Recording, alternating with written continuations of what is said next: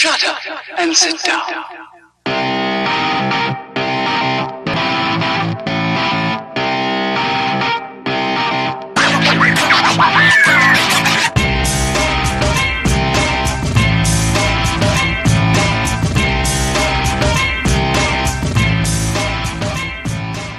Because I think it could be cool.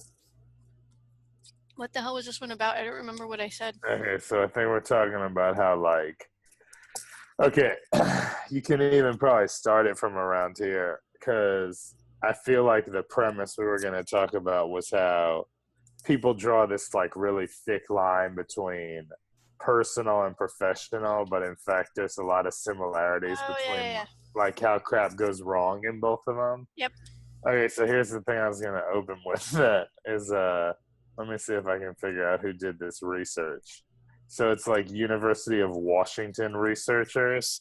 And so they found, they call it like the 4 horsemen of the work apocalypse. So it accounts for over 90% of turnover, generally speaking, in jobs. But then they took the same 4 that I'm about to list and applied it to long-term relationships, and it accounted for 93% of the demise of long-term relationships. Okay. So clearly there's some overlap between work and personal there. So the 4 were criticism, which I'll give the definition. I think most people are going to know these words, but criticism or verbally attacking personality or character, then contempt or attacking sense of self with an intention to insult or psychologically abuse, defensiveness, seeing yourself as the victim in efforts to ward off a perceived attack and reverse the blame, and then stonewalling, withdrawing as a way to avoid conflict in effort to convey disapproval. So for me, like, the first thing that jumped, I agree that all 4 of those are bad in work or personal relationships. But the big thing that was funny that jumped out to me first, because we have talked about it in like Twitter discussions, is like stonewalling as a relationship concept, where a lot of times you see like men kind of withhold emotional depth, like provided they have it, or they withhold like things that would actually be positive to women, and then women withhold like physical pleasure. And like not all people are like that, but I thought it was interesting. Like you don't hear about stonewalling in a work context as much. In a personal context, I feel like dudes everywhere would probably bring it up, you know? So I thought that was interesting that made that list, because the other ones are more obvious. That one's probably less obvious, you know? Well, right, and I think in business relationships, I don't think that stonewalling as a word occurs to somebody. Right.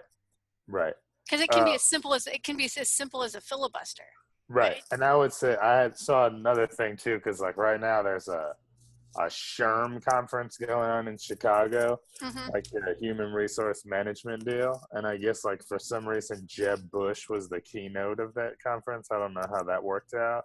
But like some other speaker, not him, had a session about how the worst shit that companies do is they hire somebody and it's almost like, okay, when you put in 5 years here, then we'll start listening to your ideas. But it's in like, why are you committing salary to that person, you know? Yeah. So that doesn't make any sense.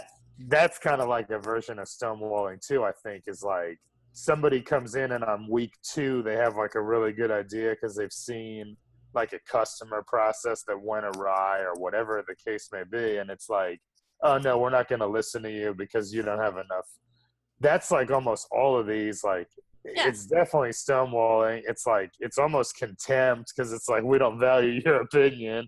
And it's defensiveness because probably like the higher up people are only not listening because they're scared of like, oh, this could like knock me off my area, you know? Yeah. So I thought that was interesting that there's such like a huge overlap in terms of that. And then, wait, I found one other thing that I was going to quote from too, if I could. If I can find it. It was like this dude, David Burkus, that maybe you've seen before. Yeah. I've emailed with him and he's like kind of a jerk in emails, but some of his stuff is good. And I found something of his. I'll just Google it and figure it out. But like, what is it? Yeah, it's like too much too many videos up in here. All right. Anyway, basically, he was saying like the principle of it is that we draw this thick line between work and personal, but like to be successful at work, you have to cultivate actual relationships there, whereby people like trust in you, like they feel there's a connection between you, because then if you're in a crappy situation, they're going to help you out, you know, they're going to bail you out on stuff. And like if you just have superficial level relationships with everybody at work, like it's not, you're not going to get anywhere with it, you know. But I guess I have a problem with that. Seems obvious to me. Right, for sure. Like if you and I didn't have the friendship that we have, we wouldn't be sitting here like this. Right, for sure. So the poll quote they use on this article, because I found it, and this like sounds like such obvious bullshit, but it's researchers have found that a multiplex relationship between individuals dramatically increases trust. So then this guy says, so while we may want to categorize people into just work and personal buckets, real social networks don't operate that way. And that's to our benefit.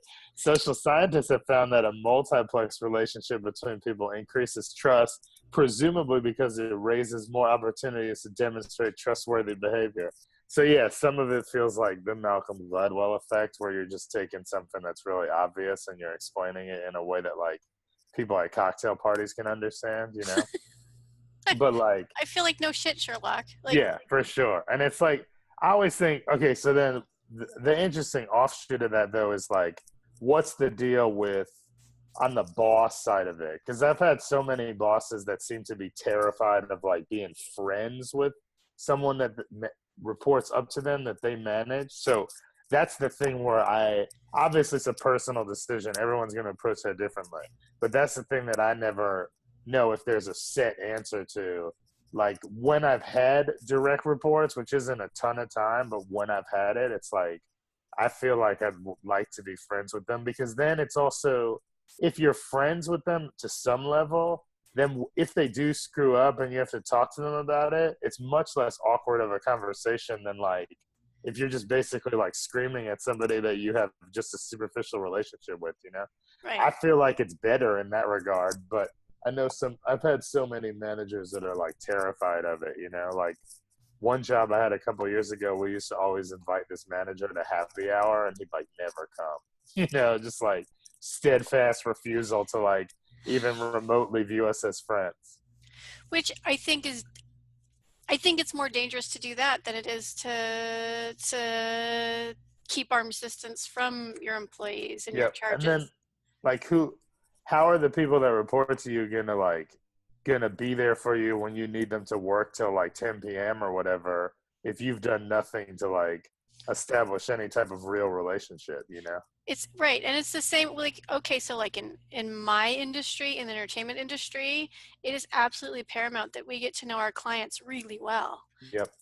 Secrets included, because I have to be able to at a moment's notice be ready to protect that person, either through a PR release or through a design change, or you know, I don't.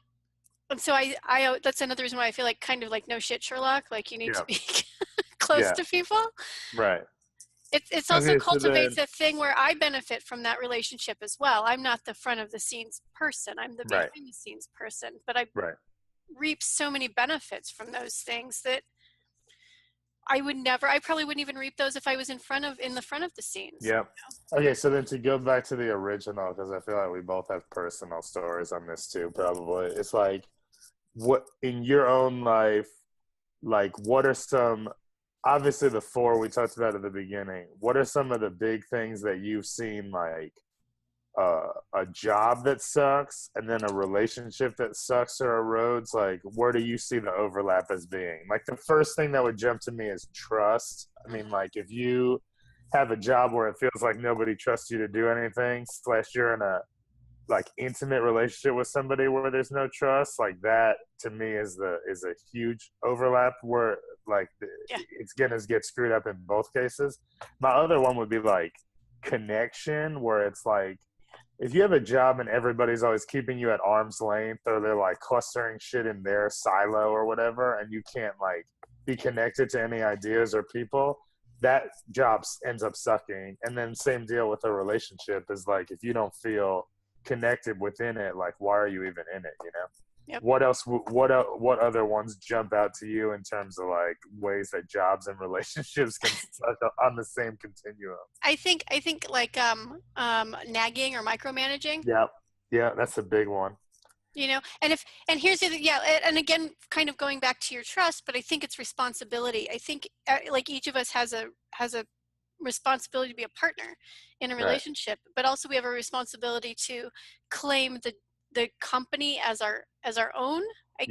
I think so. Like if I'm and to be the best whatever it is that we can be. If you're mopping the floors, then be the best frickin' janitor you can be. Right. I think there's an amount of personal ownership that goes into that, and it's the same with intimate relationships. If I'm constantly nagging you to pick up your socks or empty the dishwasher or mop the floor better or mop the floor at all for that matter without me having to ask, then that causes those kinds of rifts in those relationships. For sure. I mean, that's a huge one that I hadn't even, I mean, I guess I had contextualized that, but that's a huge one in terms of like managers and significant others like can do in equal measure, you know? What I guess like people would say, obviously, like it's kind of close to trust, but like the idea of commitment, I don't know if that overlaps as much because I don't think as many people commit to jobs as they used to, you know, like the tenure has been decreasing for decades. And it's like, so maybe not to a job, but maybe to a career field. Right. To a career field. Or also like when you get a job, even if you know that you might not be there in 3 to 5 years, like in the first couple weeks for sure, you should be committed to the idea of like being there and doing the best job you can. And like same deal with like, I would say like as relationships evolve or like commence, it's almost the same deal in that regard. Like you don't know for sure if it's going to be there at the year mark or whatever. But no, but you can, like jobs, you can pretty much tell within 90 days if that's someplace you're going to freaking want to be for the rest of your life. And I think at that point you have an obligation to have communications, which is another one of my big ones. Yeah, that's a huge one. Yeah. It's the open door policy. Like you and I talk pretty freely on camera and off camera. Right. And my boyfriend and I talk pretty freely. And I assume you and the girl you're dating talk pretty openly. Yep, sure. But you and I and those people understand those communication markers and those needs. And as we get into our, we've watched a lot of things crash and had a lot of things crash in our lives. So we understand the importance of being able to communicate. Period. Just being able to say something, no matter how good it sounds. This is like a soapbox for me too, but I think one of the worst things that's happened in terms of like the rise of the tech stack or whatever is that you have all these people spinning out tools that are supposed to facilitate better communication. You cannot facilitate better communication between two people at work via a software platform. That's not how it works. Like I was at it wasn't Indeed because they don't have a vendor floor, but I was at something with a vendor floor in the recruiting industry like maybe 4 or 5 months ago. And it was like every fucking platform was like, hey, here's a way that you never have to like face-to-face speak to your direct reports. And I get if you have a heavily remote team, those can be useful to a point, but you still need to like call them, be on Skype with them periodically, like go fly to wherever they are at least once or twice a year, because like you're never gonna, the face-to-face thing can never be broken. Like digital is cool and you can make connections through it and it speeds up like the process of communication. Like we couldn't do this type of thing face-to-face right now, so it does that, but it's like I just don't like, I think it's stupid that people pitch these software platforms as like improve managerial communication or whatever. The only way you can improve that is by talking to people and like freely having conversations with them. No, and that's the same with any relationship you have, intimate or otherwise. Is right now I'm in a long distance relationship. And we talk every night on the phone, and most of it's video chat, But well, like imagine if you were in a relationship like in the same place. okay, like long distance video chat and stuff is a necessary facilitation device because I've been in LD stuff too. Yeah. But like, let's say you were like in the same place as your significant other and you were like, I'm going to communicate with you via this platform. Like, okay, I get that we do that with texting and stuff and like, you know, like quick Yeah, but one-off in the things. same, okay, but let's put it in context that it's in the same building. Right, for sure. It's like it's in the same. It is, and it's like that would be amazing. And then the other shit I heard once that I think is incredible I'm and gonna go video call my boyfriend from the bedroom while he's in yeah, the living room. yep, yep, just like about 50 feet away. So like another thing I heard once that I think is amazing is I forget where I got this, but it was something like people on average get their first managerial role between 28 and 30, but then the first time they get any type of managerial or leadership training is between 42 and 44. So same deal with communication is like if you had a kid on the day that you first became a manager, and let's say it's like high end of that spectrum, so let's say it's 30, Right. like that kid would be in fifth grade before you got a training on how to do what you're doing for work. Right. And so like that's ridiculous. Like imagine if it's the same shit we were talking about one time with like performance reviews.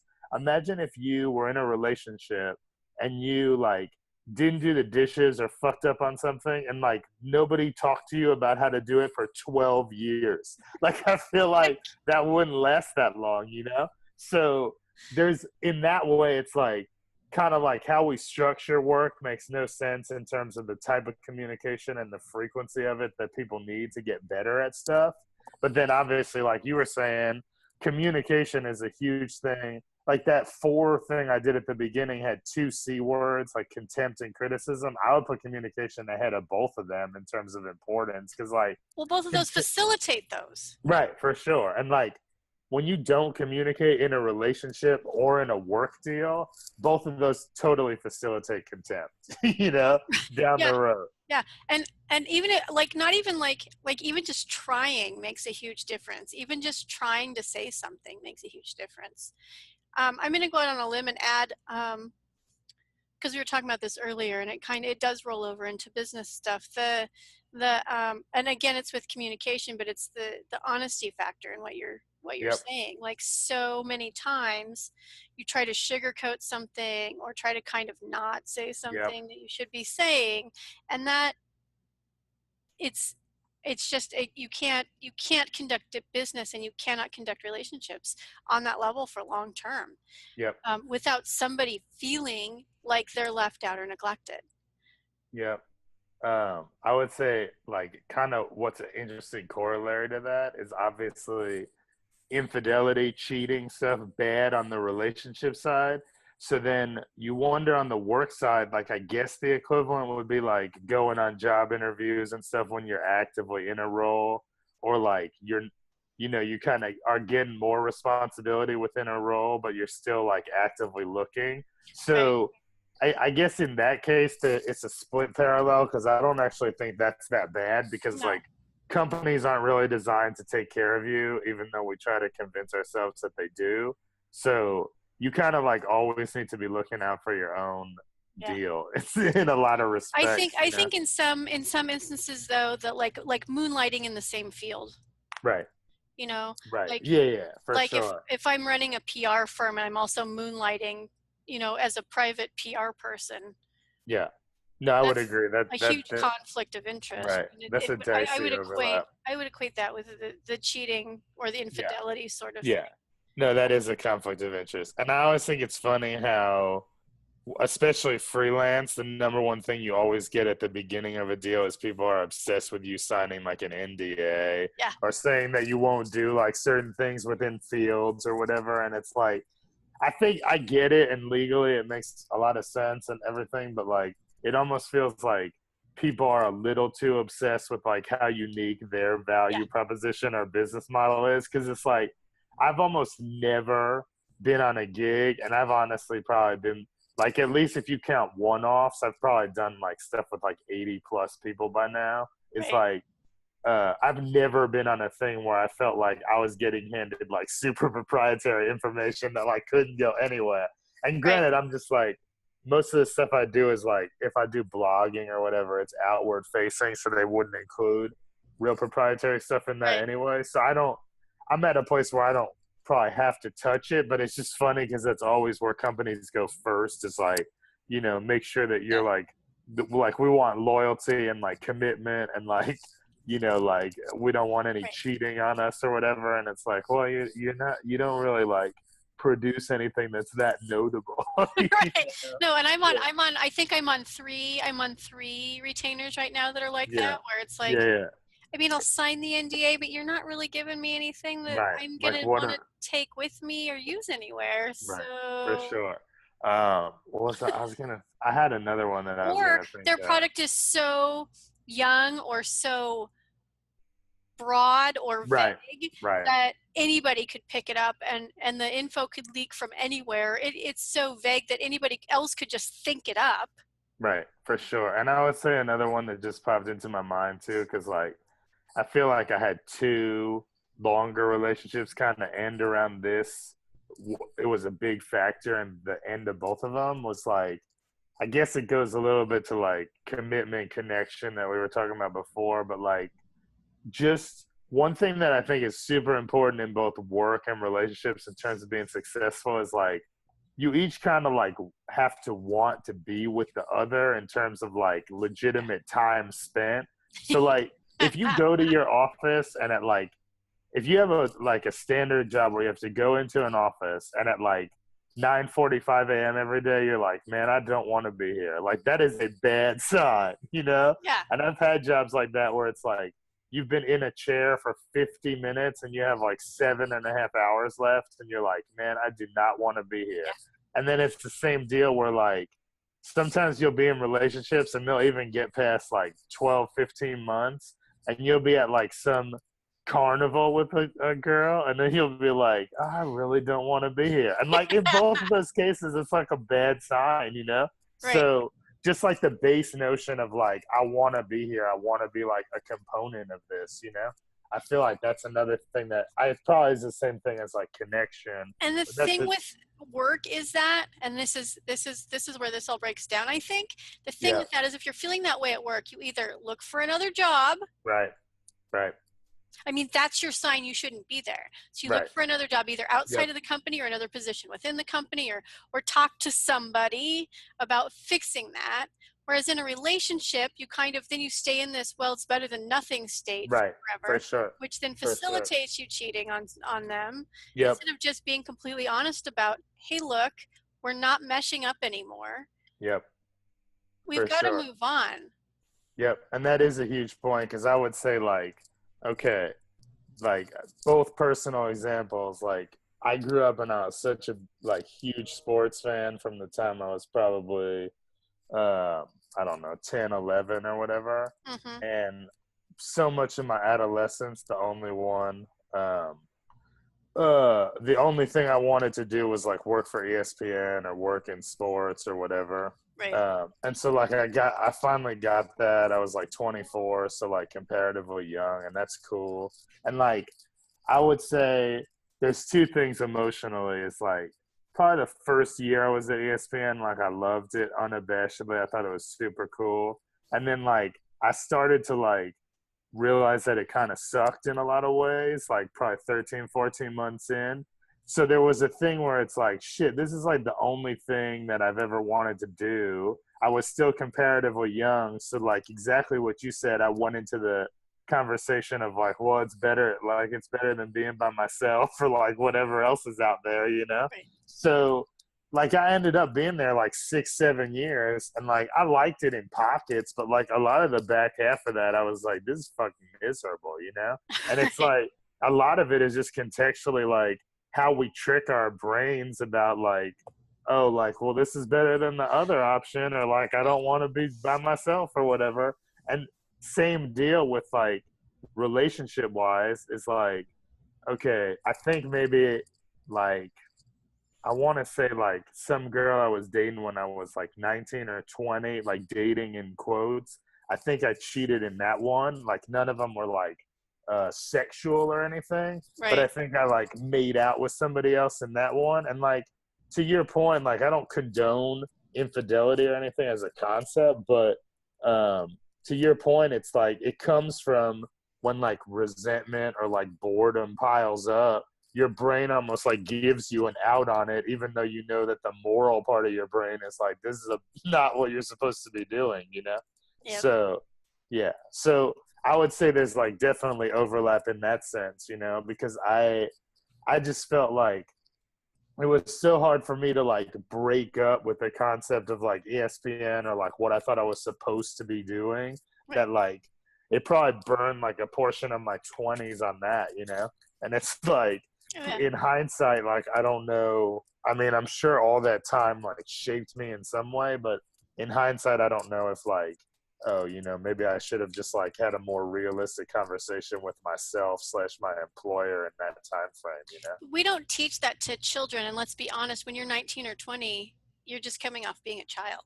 So we don't teach those communication skills to children, which is why you don't succeed in relationships typically that young, and you don't succeed in business that young either. I mean, Right. kind of on a whole, Yep. we don't teach those skills, and they're important, but we just don't typically across the board Yep. teach how to connect and how to be honest and how to how to stand fully in who you are and be okay with it. We don't teach that skill, and that skill alone will get you so far in life, but most of us don't hit it until we're in our 30s or 40s, and some people not ever. Yep. For sure. I agree with all that. There was another one that I was gonna say like had an overlay or connection, but I just like blanked out on it for some reason. Because I walked over the top of you like I'm prone to do. Oh yeah, that's okay. I mean that happens, man. That's life in some respects. I'm just really rude. No, you're good. I mean, maybe rudeness is another factor in terms of this relationship. Well, that actually is something where it's like I've read shit where like actually I'll see if I can pull it up in another window. But I've read stuff on like absentee managers, which is like kind of like not being present in a relationship too. And I was just on a deal that like faded out like a little you know, contract thing where like one of the main ladies there was like super absentee in terms of everything. And I'm sure most people have worked with somebody like that where it's like whenever you need them, they're like totally checked out and like you can't really find them or whatever. Right. So, okay, the CEO of Hogan Assessments, I found this thing now. He did a survey of 1,000 working adults. This is not a bad sample size. 8 of the top 9 complaints about leaders concerned behaviors that were absent. Employees were most concerned about what their bosses didn't do as opposed to what they were doing. So, like, micromanagement was the only thing in the top 10 that was actually like a thing that a boss actively does. All the rest of it was like them hiding behind how busy they are or hiding behind a platform or whatever. And so, like, the notion of being absent, it ties into a lot of other stuff we've been saying, but that's huge in relationships too, where it's like you almost see the writing on the wall, where like you're like, oh, this person's checked out, but you're like trying to convince yourself that it's like gonna be fine or work, you know? Yeah. Right. Yeah. Yeah. So yeah, I would say like those are some of the big buckets. Uh, those are some of the big buckets that I would say are like, you know, how like we shouldn't necessarily be drawing this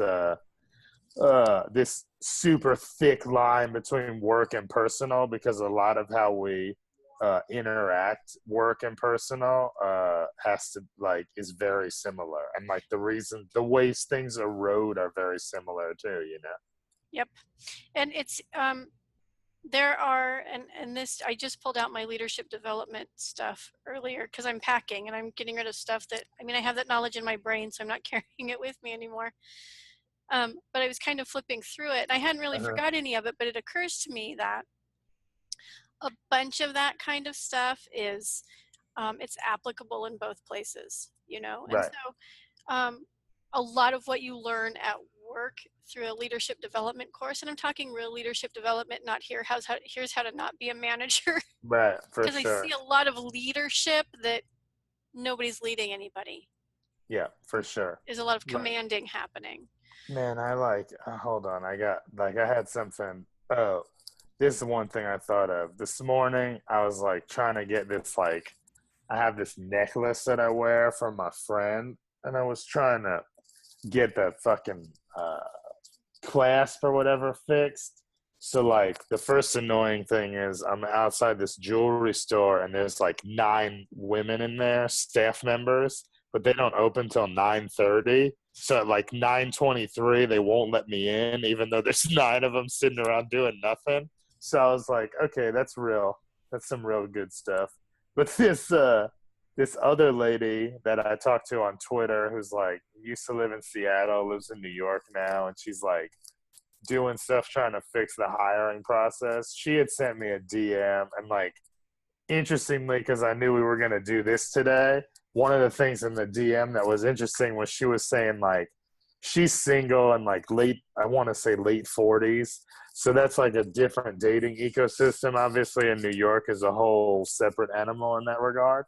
But she was saying like she thinks it's so funny how there's like such an overlap between like trying to find like a qualified man in an urban area, and then also like trying to figure out if your boss is going to be a total jerk, you know? And I was like, yeah. And she's like, it's just because, and then she was telling me like, there's kind of like almost like a overlay of the two, in the sense that like work is so much about execution that it strips out a lot of like critical thinking and conversational ability, like you were saying earlier. So then it's like, if you're looking for a 40-something-year-old man that's been in these types of environments for like 15, 20 years, like, is he going to be able to sit down with you at like a happy hour and have a conversation, you know? Because like he spends so much of his time just like rushing from task to task, you know what I mean? Yeah. Yeah, so I thought that was interesting too. That was like what I was thinking about before, because that happened this morning, and like obviously across like 7 hours I forget a lot of shit, but I thought that was interesting. Do I need to buy you a notebook so you can remember? Maybe. Right. But the other thing I was gonna say that I just remembered too is like you were talking about like people not even knowing what the hell they're doing in terms of like, well, pretty much life in general, right? But I found this article, this Bain consultant that works in Australia. At the end of every year, he goes to like all these clients he works with, and he says like, "What's your strategy for the next year?" basically. And he's like, "At my most recent session, here are some of the responses I received: launch a new service, review our suitability to the retirement business, market our products, achieve 100 million net revenue, planning process from beginning to end, working for my stakeholders." None of those things are a strategy. like most of them are outcomes, and some of them are tactics or process. But like, I just think it's funny because it kind of ties with all this, like people not knowing what they're doing or being in over their head or whatever. It's like there are dudes that legitimately run companies, and they like don't know what they're talking about. Like they don't know what a strategy is. So it's like I almost wonder, like those same dudes in relationships, are they like thinking that they're doing one thing and in reality they're doing something completely different, you know? Yeah. No, that's absolutely. Yeah. I think that translates 100% in life, actually. Yeah. And then final thing I just thought about too is that back when I was actually with my ex, like I bought this book called like, man, I think it was called like New American Male Sexuality or something. Right. And it's a huge ass book, like probably 700 pages plus, and I only got like maybe 190 pages into this thing. So it's supposed to like teach males about sexuality and like better approaches to it or whatever. So the only interesting thing that I found in the first 190 was this dude from Cal Berkeley that's like a psychotherapist, like practices some Freudian stuff, which, you know, that can go either way. Like it's been debunked by a lot of people. But Yeah. okay, he says you could take any male in human history, like whether you're talking about Hitler, like Genghis Khan, Trump, whoever, could take any dude in human history, and if you tell him, like, I'll give you 30 minutes and a safe space to discuss your relationship with your dad, all those dudes will cry before the end of the 30 minutes, right? So that's another thing I always think, like, there is a work relationship tie there too, because like guys, okay, all of us obviously grow inside our mother. That's how that deal works. So, well, like, yeah, well, I guess we're eventually gonna have like babies growing in other places, but like, okay, what's weird for dudes though is like your closest relationship when you're like 6 months old is still your mom, but like as you grow up, you're like a pussy or whatever for right. having that relationship with your mom, and then your dad could be the greatest person ever, but like a lot of times dads are like, A, they work more because that's the model we have, and Right. like usually they're emotionally not as available. So it's like, how is a dude like even supposed to know, like when they get into a relationship, how are they supposed to know how to be emotional? And then it's the same thing with if they become a manager or get responsibility at work. A lot of times they know how to do the tasks and like execute on stuff, but like they don't know how to have a conversation with somebody. Yeah. Or like what if somebody on your team, like their sibling dies or whatever, like most guys would not know how to have that conversation because Right. like they've never really been trained on it, you know. And even like anthropologically it makes sense that they wouldn't really know. So Right. that's another thing we kind of like gloss over about work, I feel like. No, that's absolutely true. We also don't talk about how we learn our work ethic and have our relationship to money also Yep. dictated by our families. Yep. That's a huge deal, man. It's like the other thing is in a lot of families it's like super gauche to discuss money. Like, man, I was talking to somebody the other day and they were saying, oh, like I found this house that's a really good deal for like this general neighborhood or part of North Texas. And like normally if you say something like that, like a justifiable follow up is like, oh well, how much is it? And like I asked that and they were like, I can't talk about that. It's like you just told me it was a good deal. And it's the same shit where people are like terrified to discuss their salary or what they People will say generate. it's illegal to Yeah, discuss their salary, and yeah. it's like not illegal. And It's I not illegal encourage at talking all. to like, hey Ted, you and I are working for a similar company. What are you making? Because Right, I want for to know what sure. maybe I should be asking. For sure. And it's like, that's the thing too, is like, because a lot of families say like, oh, that's a gauche discussion to have, you shouldn't be talking about money. It's like, then people come up and these companies have all the power because you get into a Yeah, negotiation and you're like, oh man, I'm not supposed to talk about this, so whatever they put on the table, I guess I should take that. It's like, yeah. that's not how it's supposed to No, no, work no. at all. That's how I found out. I went ahead and asked everybody because I typically just don't, you know. But Right. that's how I found out that I was making less than Yeah. the males that I was supervising, and literally I was the only female working there, first of all. So Right. they're already um, violating the EEOC. But number Right. two, then I'm making at least $2 an hour less than every male I'm supervising, and that's literally every male in the building besides my manager. Right. Right. It's But because we ridiculous. don't talk about money, because it's taboo or it's Right. illegal, people will actually tell you that it's illegal to discuss your paycheck. And like, I mean, Not. I don't want to make it like, I don't want to make it super like political or whatever, but Obama obviously he had flaws in different areas, but he was actually doing, him and his congresses were doing better on pay transparency. Like I remember specifically like Maryland and Massachusetts, which at the state level, but like kind of pushed by federal, they were like doing a lot of new and different shit around it where they were having public databases beyond just like government employees, like private sector employees. And like obviously Trump rolled all that back because it's like in his best interest for people not to know like how much other people make, for sure. That's like part of his life, you know. But like I think that's like another thing that we don't. That could be a whole separate episode too, the whole pay transparency thing, because the whole structure around salary is like so few people know how it's even calculated. Right. I took one of those compensation classes in graduate school, and even that was actually one of the more valuable graduate school classes I took, because you at least learn the formulas that people use to calculate like mid to high mid-range salaries. So then you can figure out what about your own life you need to get or like acquire certification wise or whatever to put yourself in those buckets. Because like, I think a lot of master's degrees, for example, aren't really worth it because it's kind of like it's an arms race for the university. They just want more revenue. Yeah. Some of them are really stupid, but if you have a master's degree and like 2 certifications and can speak a second language, a lot of time companies like have to give you X amount more money just because you possess those things, you know? So the fact that so few people know about that and like what actually constitutes your salary is a real problem too, you know? Yeah.